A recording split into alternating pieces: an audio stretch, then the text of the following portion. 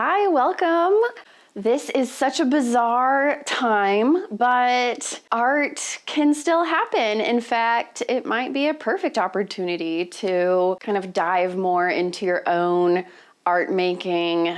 I hope that the prompts I give you will be both challenging in a technical way, like your drawing skills, but also be fun and creative. And I do want to say that it is very hard to design assignments and prompts that fit everybody. Everyone is in such a different place with their skill level and experience and interests.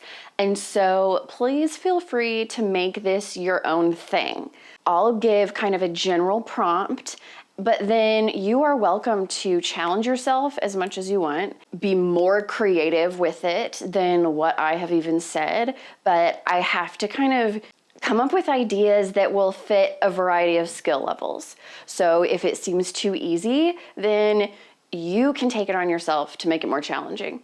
We're gonna start today with kind of a simple drawing of a household item that you find interesting, but I think it'll be a really good combination of our last two units that, the first unit was on value, light and shadow, light source.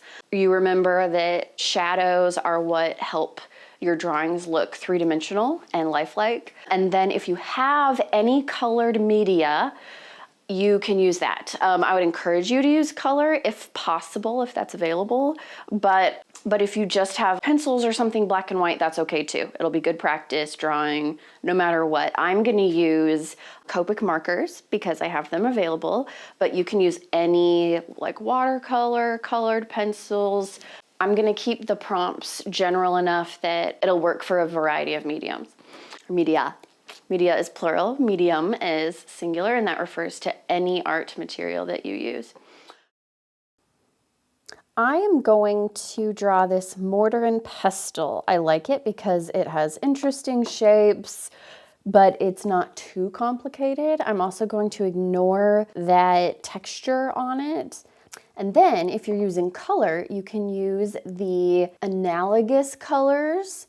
Those are the colors next to each other on a color wheel to enrich and enhance. And you can use the complementary color that's opposite on the color wheel to neutralize colors if you want it to be less chromatic, less vibrant, or to darken also. So if this was not gray, I would have more use of complements.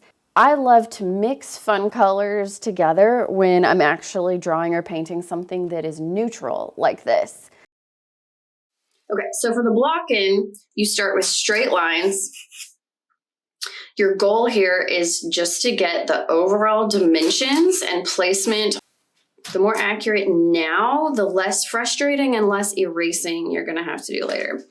So maybe you've seen this trick where you hold your pencil out in front of you, close one eye, and then with one eye closed, you kind of measure what you're drawing and then compare it. So how tall is it compared to how wide? So I am just getting the relationships of each section of this object. So right now, you're trying to get angles right and you're trying to get proportions right. You're not really drawing. This is like, you're drawing, but this is more like mapping out where things are gonna go. It's very common to jump into drawing a bunch of details right away, but that's gonna slow you down in the long run. Don't be attached to things too soon.